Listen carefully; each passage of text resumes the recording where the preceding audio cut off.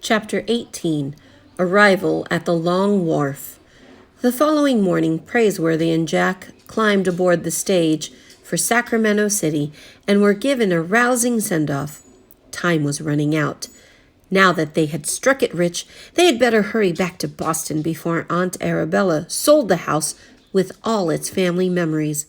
But lately, Praiseworthy found himself thinking less and less about Boston and more of Miss Arabella. She would like California, he thought, and of course she ought to be finding herself a husband. A man would be lucky to have her at his side, if only he weren't a butler. But that would be unthinkable. He quickly forced the thought out of his head. Jack was almost disappointed when they came down out of the mountains and arrived in Sacramento City without even a glimpse of a road agent. He had been ready at any moment to draw his four-shooter. A steamboat was waiting in the river. They bought tickets and went aboard with their heavy pouches of gold dust. Sacramento City drifted away behind them, and in 14 hours they would be in San Francisco. The captain, they learned, was trying to break his own speed record. 14 hours or less, he chuckled from the pilot house window. Gentlemen, hold on to your hats. The small stern-wheeler went charging down the river, blasting its whistle at anything that got in its way, even floating logs. Kanaka sailors kept pitching cordwood into the furnace, and on deck the passengers amused themselves watching the needle rise on the steam gauge. 45 pounds pressure and still rising, a miner from Poverty Hill chuckled. Why, we'll trim a full hour off the river record if we don't climb up on a sandbar first. Another passenger shook his head. It seems to me we could use a little less steam and a little more caution. Praiseworthy and Jack were weighted down with treasure. They carried their pouches of gold dust, securely tied to their belts, with their revolvers bristling in the sun.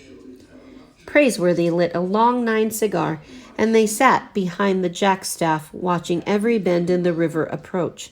Fine-looking country, Praiseworthy would say from time to time. Fine-looking country, Jack would agree. He sensed how much his partner hated to leave this rough, untamed territory. No one in Boston would think of referring to Praiseworthy as Bullwhip, and Aunt Arabella would put a stop to Jack's coffee drinking.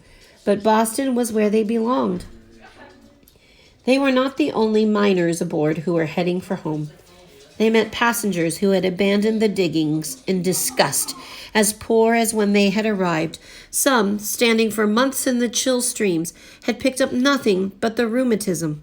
Still others, like Praiseworthy and Jack, had struck it rich, and their belts and pockets were heavy with gold pouches. The two partners slept in everything but their boots. When they woke the next morning, they went out on deck. The stern-wheeler was entering the broad blue stretches of San Francisco Bay.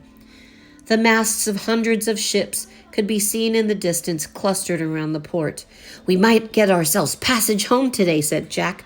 Might, said Praiseworthy. Every day counts. We've got to reach Boston before Miss Arabella does anything foolish. The passengers were gathering around the steam gauge again, and someone called out, 58 pounds pressure, and still rising. At that moment, with the Long Wharf less than a mile away, the boiler exploded with a roar, and the smokestack shot up in the air like an arrow. The pilot house followed, with the captain still inside, shouting orders. The explosion lit up the day and blew a hole in the bottom of the ship. Passengers were pitched over the side as if shot from slingshots. Praiseworthy and Jack were among them. The next thing Jack knew, he was underwater, and the gold pouches, heavy as lead, were pulling him down. He fought to come up, but the weights kept dragging him below. Then, fighting for his life, he unbuckled his belt. Buckskin pouches and four-shooter fell away into the deep. Seconds later, he bobbed to the surface.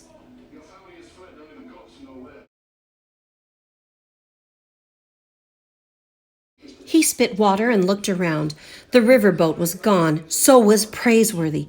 But a moment later, his partner appeared, breaking surface about 10 feet away.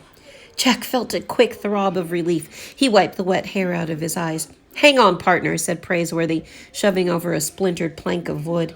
Are you all right? Ruination, cried Jack. I unbuckled my belt. Praiseworthy's whiskers were running with seawater. Think nothing of it, Jack. I had to do the same thing. Within 10 minutes, there were several boats alongside fishing passengers out of the bay. When Praiseworthy and Jack landed at the long wharf, they were not only as penniless as the day they had arrived, but soaking wet to boot. They had struck it rich, but their fortune was somewhere in the deep of the bay. Gone forever, Jack muttered softly. But Praiseworthy was undaunted. Mere bits of colored metal, he grinned. We have our good health, damp as it may be at the moment. The captain gave us a very expensive bath, you might say. They wouldn't be returning to Boston with their pockets full of gold nuggets, but return they must. Aunt Arabella would need them even more now, with everything at home sure to be lost. They had hardly climbed up the boat stairs to the wharf when Jack noticed the Lady Wilma still riding at anchor. Strange, said Praiseworthy. Captain Swain had planned to sail home as soon as he could unload. Maybe he'll let us work our passage back, said Jack. A first-rate idea, remarked Praiseworthy. Without delaying even to dry out, they borrowed a skiff and rowed to the Lady Wilma. Once alongside, they shipped their oars, and Praiseworthy raised his hands to his mouth. Hello, he called. There came no answer. There wasn't even a sound from the other ships at anchor nearby. It was as if they had rowed into a graveyard of sailing vessels. Finally, they climbed aboard and looked around. The crew's gone, said Praiseworthy. There's not a soul on deck. It's spooky, said Jack. Praiseworthy shouted up at the pilot house, Captain Swain! There was no reply, except from a cat sunning himself on a rotting mound of canvas. Soon another cat appeared from the forecastle hatch, and when Jack looked up, he saw a cat walking along one of the yard arms. There's nothing here but cats, Jack said. Those cats from Peru. And they appeared to have multiplied, Praiseworthy nodded. They went searching through the ship, and everywhere they looked were Peruvian cats and kitties. When they peered into the hold, they saw the cargo still there, waiting to be unloaded. Rats had gnawed into barrels of smoked fish, and the cats had fattened themselves on rats and fish. What has happened here? Praiseworthy mused. It looks like Captain Swain has simply abandoned his ship. He scratched through his whiskers. Left it all to these cats. A yellow kitten was winding itself around Jack's legs, and he picked it up. This morning they had pockets full of gold dust and nuggets. Now they couldn't pay their fare home. He wondered how they would ever get back to Aunt Arabella and Constance and Sarah. Strange, said Praiseworthy again. They returned to the skiff, and Jack put the kitten in his shirt. They tied up at the long wharf and walked into town and tried to find Captain Swain. Instead, they found Mr. Azaria Jones, the Yankee trader. He was standing outside an auction tent beside a barrel of free pickles. Confound it, he said, with a hearty laugh. I recognize the boy. But is that you behind the whiskers and the red miner's shirt? It's me, said Praiseworthy.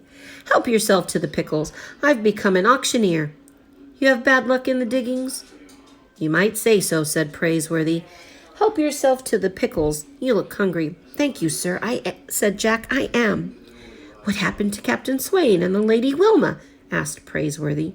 The same thing that happens to almost every other ship that comes in here with the gold fever. His crew ran off to the diggings. Why, there are more than 200 ships out there, rotting at anchor, deserted. Captain Swain couldn't even hire enough men to unload his cargo. Finally, he just gave up in disgust and got himself a passage home. Have a pickle. Is Dr. Bugbee still in San Francisco? Asked Praiseworthy. He tried a pickle. Not him. He got over the fever and gave up on that gold map of his. I heard he was horse doctoring or somewhere up the river. Doing fine, too. Me, I'd be doing fine if the rats don't put me out of the cheap John business. Town's full of them. Why, a man can hardly stand still at night without something beginning to gnaw on his feet. Blame it, I just got hold of some flour from Chile, and the rats are stealing me blind. Rats? Said Praiseworthy. Did you say rats? Remarked Jack. Mr. Azaria Jones nodded. I auctioned off a cat yesterday for $15. Cats, said Praiseworthy. Did you say cats? Remarked Jack, pulling the kitten from his shirt. Mr. Azaria Jones clutched the kitten as if it were a nugget of gold. Praiseworthy gave Jack a wink and looked at Mr. Azaria Jones squarely in the eye. Why, I can safely say that Jack and I can supply you with an unlimited supply of ratting cats. Just provide us with a couple of bags, and we'll be back. The cat auction drew such a crowd that the street was almost blocked. Every storekeeper needed a ratter, and the bidding was spirited. Midway through the auction, the signal on Telegraph Hill announced the arrival of a sailing vessel, but hardly a soul left the auction. By late afternoon, Praiseworthy and Jack had a clink of gold pieces in their pockets. Their share of the cat money ran to almost $400. They wandered toward the long wharf to see about passage home. The sailing vessel had dropped anchor, and now passengers were coming ashore. Suddenly, Jack stopped. He saw a young girl in a dark traveling dress that reminded him of his sister Sarah. Beside her was a taller girl who reminded him of his sister Constance. Beside them was a woman in a straw hat and green eyes who looked exactly like Aunt Arabella. It was Aunt Arabella. Jack could hardly believe his eyes, and then he realized that even Praiseworthy had stopped in his tracks. But the woman and two young girls passed them by as if they were total strangers. Sarah! Jack cried out. The smallest girl turned. Constance! Jack exclaimed. The other girl turned. Miss Arabella! Said Praiseworthy. The woman turned, and then, suddenly, despite the disguise of jackboots, the rough red miner's shirts, and the slouch hats, she recognized her nephew and the butler who had left Boston so many months before. Jack! Jack, dear! Cried Aunt Arabella. There was a shout of joy, and they rushed back toward each other. Jack was engulfed in arms. Praiseworthy stood at a slight distance behind, and then, wiping an eye with her handkerchief, Aunt Arabella straightened and smiled and said, Hello, Praiseworthy. Hello, Miss Arabella. You're so changed, both of you. Yes, miss. I'm delighted to see you, Praiseworthy. I'm astonished to see you, Miss Arabella, and Miss Constance, and Miss Sarah. Suddenly, they were all talking at once. We sold the house, said Constance. Soon as we could, said Sarah. It was so big and so full of musty old memories, Aunt Arabella said, smiling now, when we discovered Jack's note on the tea service that the two of you were running away to California. The girls and I couldn't wait to follow you. It was time to rid ourselves of that house, of the past. It's like being free of a curse. Let me look at you. Did you find gold? Sarah blurted out. Plenty of it, Jack said proudly. And I drink coffee now. Coffee! Exclaimed Constance. They call me Jamocha Jack in the diggings. How dreadful, Aunt Arabella laughed. She turned back to Praiseworthy, regarding him with a green-eyed twinkle. And what do they call you? Bullwhip, miss. How fearful. What has happened to your black hat and coat and umbrella? Gone. If clothes make the man, as they say, Miss Arabella. I suppose I'm a miner now. Perhaps it's time I shed the past myself. You make a very striking miner, it seems to me, Aunt Arabella smiled. Out here, one man is as good as another. Only more so, said Jack. Aunt Arabella stood very straight. I've always believed it. Will you be returning to Boston? Asked Praiseworthy. Certainly not. That changed everything, and Praiseworthy crimped an eye, just like Pitchpine Billy. Then he scratched through his whiskers. In that case, he stopped to gather up his courage. Yes, said Aunt Arabella. Well, if I am no longer a butler, what I'm trying to say is, well, in California, we say a thing straight out. Aunt Arabella smiled. Then do stop beating around the bush, Praiseworthy. You see? Yes? Women are scarce out here, Miss Arabella. Before you can walk a block, you're going to have 10 proposals of marriage. How delightful. What I mean to say is... Yes? He cleared his throat. Maybe this isn't the time or the place, Miss Arabella. But when a man strikes gold, he doesn't lose any time staking a claim. With sudden decision, Praiseworthy whipped off his hat. His mouth was as dry as a cured salmon, but he kept talking. If there's going to be any proposals of marriage, I intend to be first in line. I've got no vices to speak of, although I have taken to smoking strong cigars. To say it right out, Miss Arabella, will you do me the honor of becoming my wife? Constance and Sarah began jumping up and down on their toes. Oh, do, Aunt Arabella. We know you gave him your picture a long time ago. He carries it in his shirt pocket, Jack exclaimed. Aunt Arabella was smiling through a wet sparkle in her eyes. Marry you? Why, of course. I thought you'd never ask. By the great horn spoon, Praiseworthy gasped. Jack had never seen him so flustered. He stared. Constance stared. Sarah stared. Suddenly, Praiseworthy gave the three of them a grin. Youngsters, if you don't stop staring, I'll take a hairbrush to you. Jack was delighted to hear it. He went on gaping, and so did Constance, and so did Sarah. Aunt Arabella held her straw hat against a gust of wind. Then we'll be going back to the gold fields with you, won't we? Oh, it's no place for women and children, said Praiseworthy. We'll make it a place for women and children. We could build a cabin, said Jack, like Quartz Jackson. Perhaps we could at that, Praiseworthy said. On some hill within sound of the river, he thought. Why, he might even bring along a law book. He could read it at night. The diggings could use some book law, and a man had to think of making a future. Praiseworthy put Aunt Arabella's hand in the crook of his arm, and they started walking up the long wharf. They looked very much like a family.